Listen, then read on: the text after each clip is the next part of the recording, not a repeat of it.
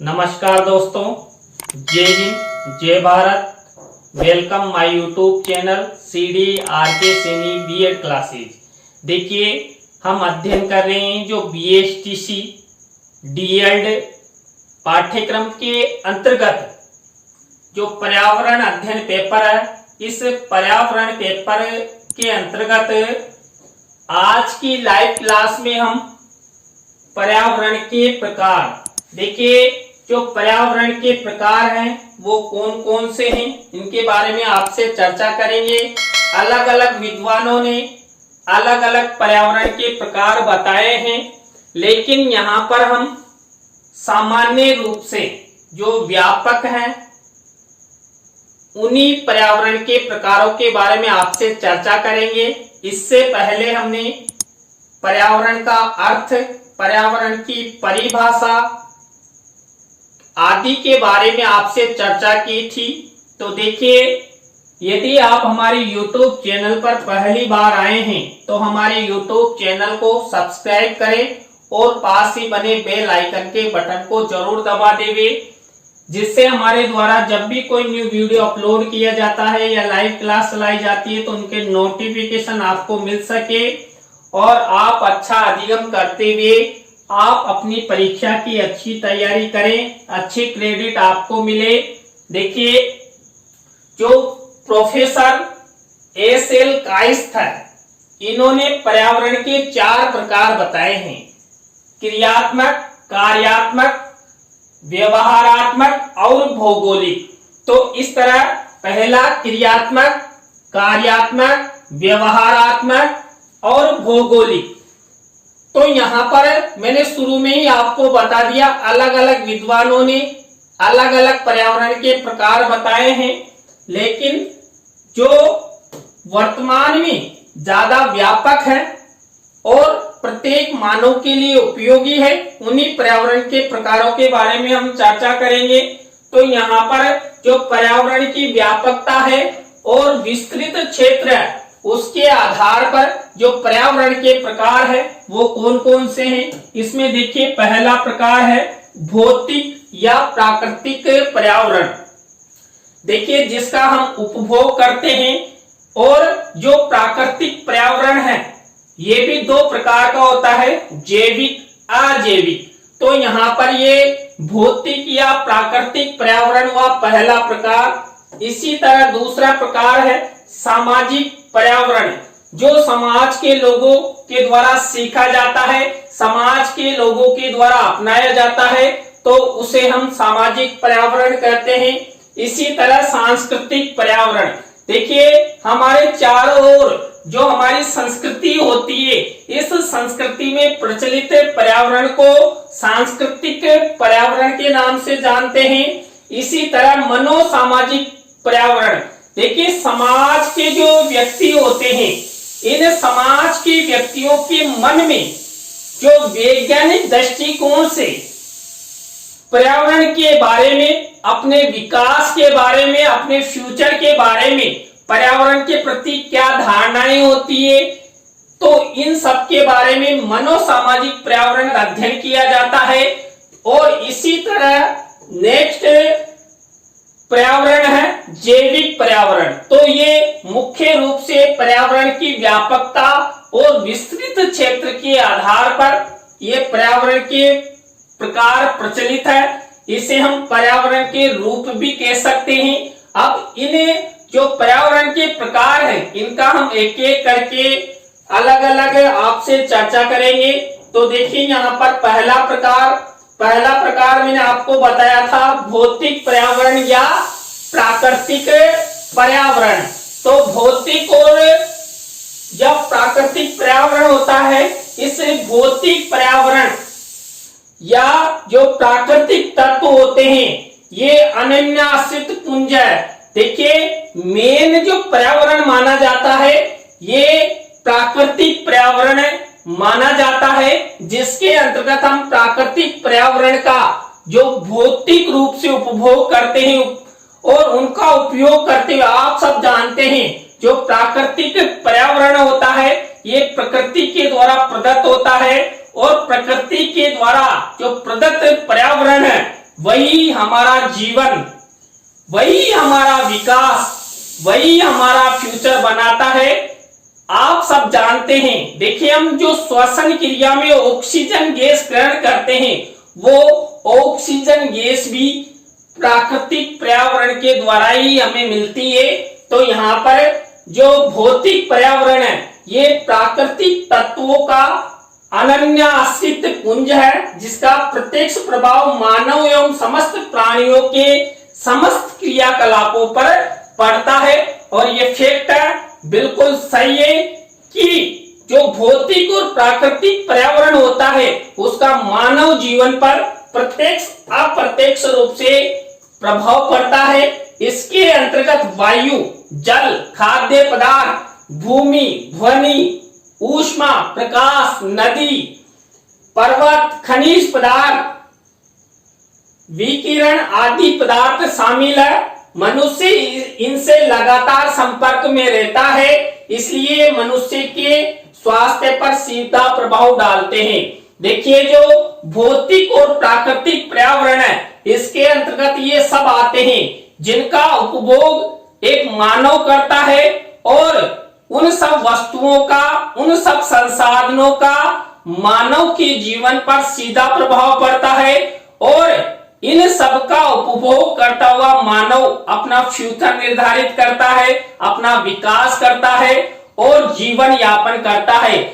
देखिए यदि हमारी प्रकृति यानी हमारा पर्यावरण 2 मिनट भी अपनी जो ऑक्सीजन गैस मनुष्य के लिए बहुत आवश्यक हो, ये बंद कर दे, तो जो मानव है उस मानव की मृत्यु हो सकती है। तो यहाँ पर जो भौतिक या प्राकृतिक पर्यावरण है, ये मनुष्य जीवन के लिए बहुत ही आवश्यक है, अनिवार्य है, और इसका प्रभाव मानव जीवन की श्वसन क्रिया पर पड़ता है। देखिए जो स्थल मंडलीय पर्यावरण है, ये भी स्थल मंडलीय पर्यावरण भौतिक पर्यावरण या प्राकृतिक पर्यावरण का ही भाग है। पर्यावरण का वह भाग जिसमें रेत, मिट्टी, चट्टाने आदि आते हैं, और जो पेड़ पौधों का पोषण करता है वो स्थल मंडलीय पर्यावरण के अंतर्गत आता है। यानी स्थल मंडल पर जो पर्यावरण होता है वो स्थल मंडलीय पर्यावरण कहलाता है। मैंने आपको शुरू में ही बता दिया कि पर्यावरण के कई रूप है, कई प्रकार है। इसी तरह जो जल मंडलीय पर्यावरण है, ये पर्यावरण का वह भाग है जिसमें जल स्थित है।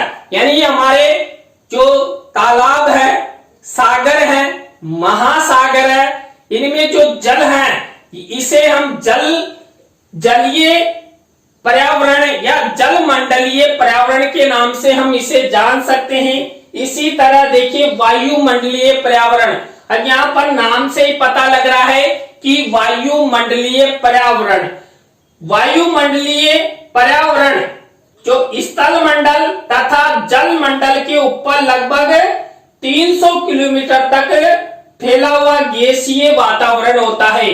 देखिए गैसीय वातावरण के अंतर्गत कई प्रकार की गैसें इस पर्यावरण में रहती है।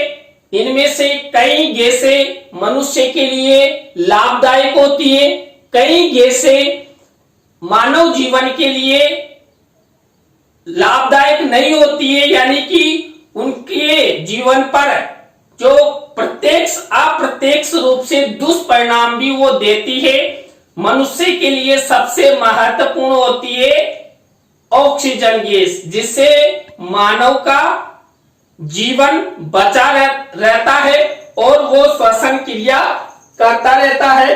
तो ये हुआ भौतिक पर्यावरण या प्राकृतिक पर्यावरण। इसी तरह देखिए दूसरा पर्यावरण है सामाजिक पर्यावरण। जो ये सामाजिक पर्यावरण है, ये सामाजिक पर्यावरण इसके अंतर्गत समस्त जीवधारी यानी कि जिनका जीवन है उसमें मानव भी होते हैं, जानवर भी होते हैं, छोटे जीव भी होते हैं। यानी कि उनमें जीव होता है, वो हलचल करते हैं, कुछ कार्य करते हैं, अपना पालन पोषण करते हैं, खाद्य पदार्थों का सेवन करते हैं।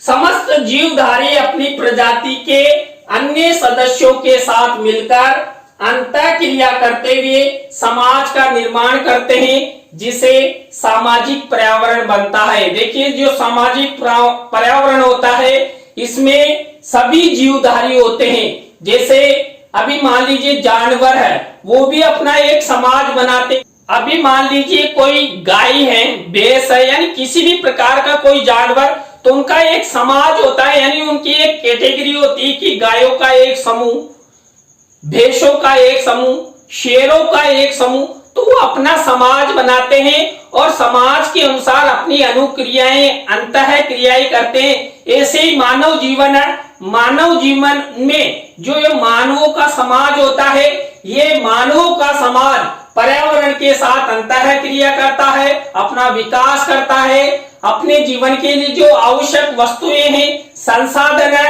वो सब पर्यावरण के माध्यम से ग्रहण करता है।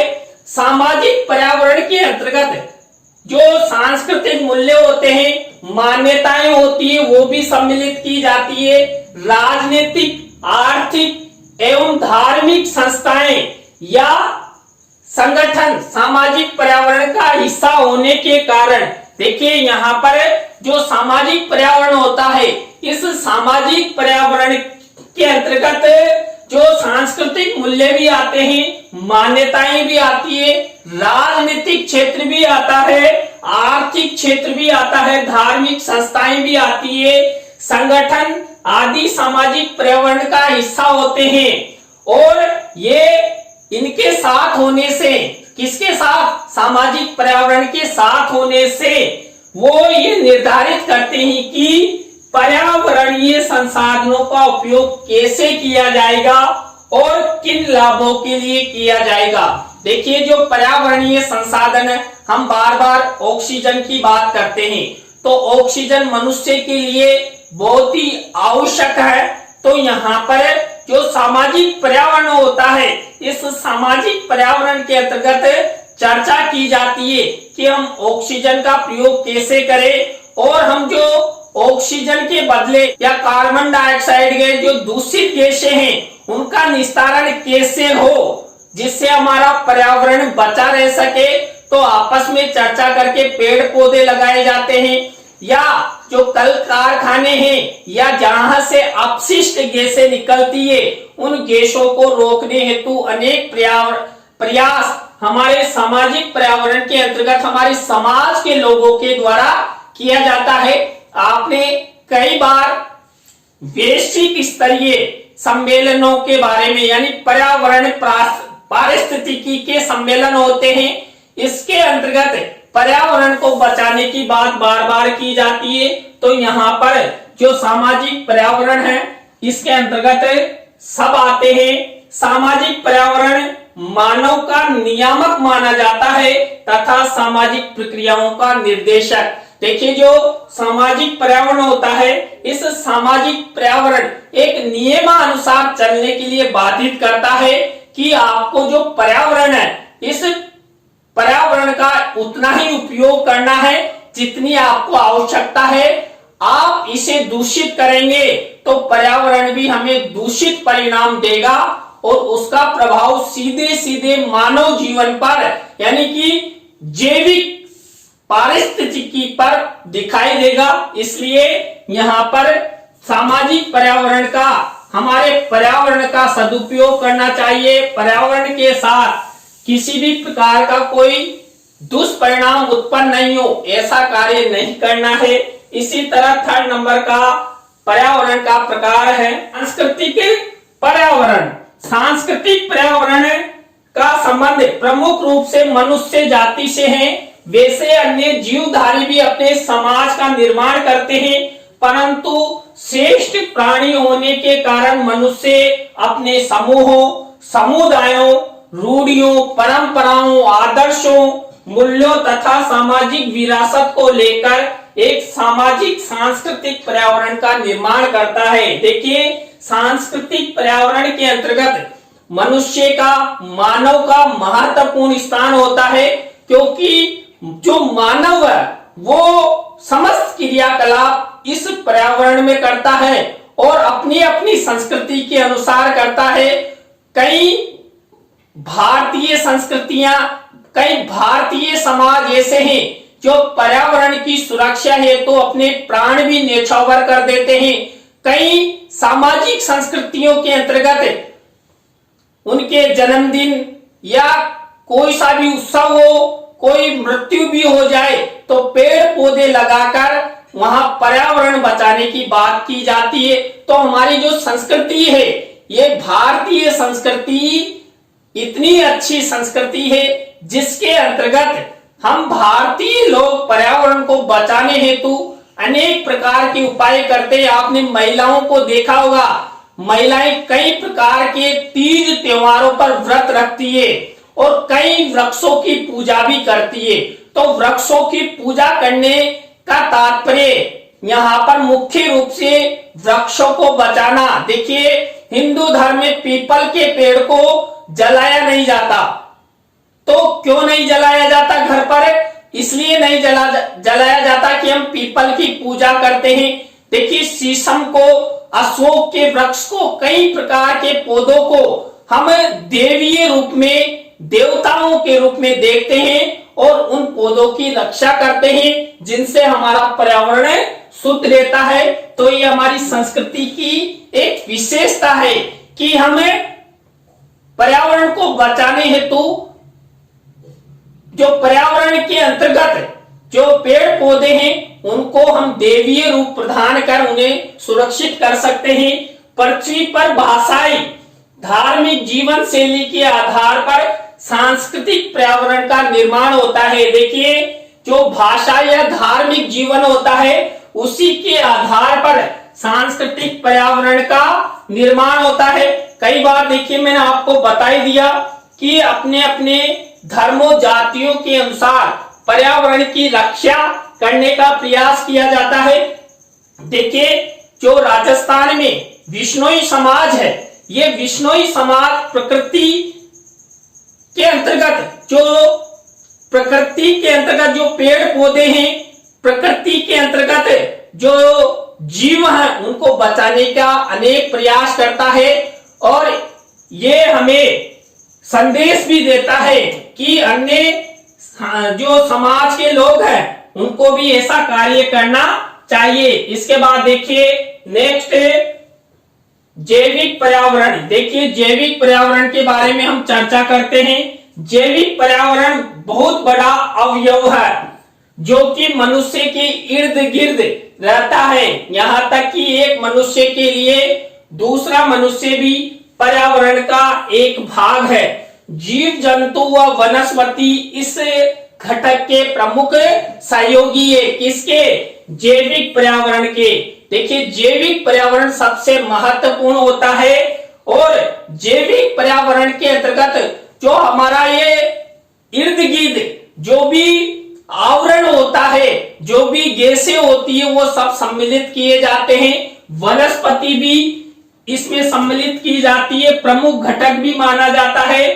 पृथ्वी की सतह से लगभग 10 किलोमीटर नीचे और 10 किलोमीटर ऊपर धरती, पानी और वायु का हिस्सा ही जैविक पर्यावरण है, यानी कि जिनसे हम जीवन प्राप्त कर सकते हैं, जिसे जीव मंडल भी कहते हैं। जीव मंडल के संदर्भ में पर्यावरण का तात्पर्य उस समूची भौतिक एवं जैविक व्यवस्था से है जिसमें जीवधारी रहते हैं, विकास करते हैं और अपनी स्वाभाविक प्रवृत्तियों के अनुसार क्रियाकलाप करते हैं। देखिए, हमारा जीवन चाहे मानव हो या जानवर हो या किसी भी प्रकार का कोई अन्य जीव हो, जलीय जीव हो, वो सब जैविक मंडल में ही, जैविक पर्यावरण में ही अपना जीवन यापन करते हैं। देखिए, आप पृथ्वी से 10 किलोमीटर नीचे गहराई में चले जाएंगे तो अपने आप ही श्वसन क्रिया में दिक्कत आ जाएगी। ऐसे ही जब हम पृथ्वी से 10 किलोमीटर तक ऊपर जाते हैं तो अपने आप हमारी श्वसन क्रिया में हमें परेशानी होने लग जाएगी। तो ये पृथ्वी के 10 किलोमीटर नीचे और 10 किलोमीटर ऊपर तक जो जीव मंडल है, ये मानव जीवन के लिए या पृथ्वी के सभी जीवों के लिए बहुत ही लाभदायक है। तो इसे जीव मंडल को ही जैविक मंडल के अंतर्गत प्रमुख रूप से माना जाता है। जैविक पर्यावरण के दो वर्ग हैं। देखिए, जो जैविक पर्यावरण है इसके अंतर्गत एक तो वानस्पतिक आती है। जो वानस्पतिक पर्यावरण आता है इसके अंतर्गत समस्त प्रकार के जो पेड़ पौधे हैं, वनस्पतियां इसमें सम्मिलित की जाती है। और दूसरा आता है जंतु पर्यावरण। धरती के समस्त पशु पक्षी, कीट, सरीसृप, मत्स्य एवं मनुष्य जंतु के अंतर्गत आते हैं। देखिए, जंतु विज्ञान के अंतर्गत ही मानव को गिना जाता है।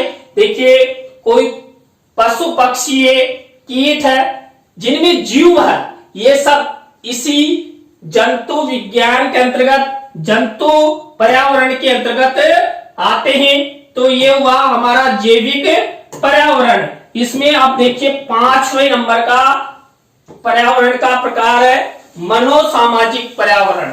मनोसामाजिक पर्यावरण क्या होता है? मनोसामाजिक पर्यावरण मानव के सामाजिक संबंधों से प्रकट होता है। इसके अंतर्गत हम सामाजिक, आर्थिक, सांस्कृतिक, राजनीतिक तथा आध्यात्मिक क्षेत्रों में मानव व्यक्तित्व के विकास का अध्ययन करते हैं। देखिए, जो मनोसामाजिक पर्यावरण होता है इसके अंतर्गत सामाजिक, आर्थिक, सांस्कृतिक, राजनीतिक तथा आध्यात्मिक क्षेत्रों का, इनमें व्यक्ति के व्यक्तित्व का कितना विकास हुआ, कौन कौन से संसाधनों से हुआ, इन सब के बारे में हम चर्चा करते हैं। क्यों? क्योंकि यहाँ पर मुख्य रूप से जो पर्यावरण है, इस पर्यावरण को क्षति पहुंचाने में मानव की महत्वपूर्ण भूमिका रही है। मानव एक सामाजिक प्राणी है। उसे परिवार में माता पिता, भाई बहन आदि से संबंध बनाए रखना पड़ता है। तो उसे समाज के जो अन्य वर्ग हैं, आस पड़ोसी है, समुदाय है, प्रदेश है, राष्ट्र है आदि से भी संबंध बनाना होता है। देखिए, जैसे अपने परिवार में संबंध बनाते हैं, वैसे ही हमारे जो परिवार के बाहर जो भी है, जैसे आस पड़ोस है, हमारा राज्य है, हमारा राष्ट्र है, इन सब से संबंध बनाना पड़ता है। ये सभी सामाजिक पर्यावरण की सीमा में आते हैं। सांस्कृतिक मूल्य, आदतें, विश्वास, धैर्य, शिक्षा, व्यवसाय, जीवन, मानक तथा राजनीतिक स्थितियां आदि सभी मानव पर्यावरण के स्रोत हैं। और इन्हीं के द्वारा मानव का विकास होता है। मानव अपनी मन स्थिति का अंतः क्रिया करता है। मनुष्य सामाजिक तथा सांस्कृतिक पर्यावरण का उत्पाद है, जिसके द्वारा मानव आकार तैयार होता है। रहन सहन, खान पान, पहनावा, ओढ़ावा, बोलचाल, सामाजिक मान्यताएं मानव व्यक्तित्व का ढांचा बनाती है, जिसका मानसिक तथा शारीरिक स्वास्थ्य से सीधा संबंध होता है।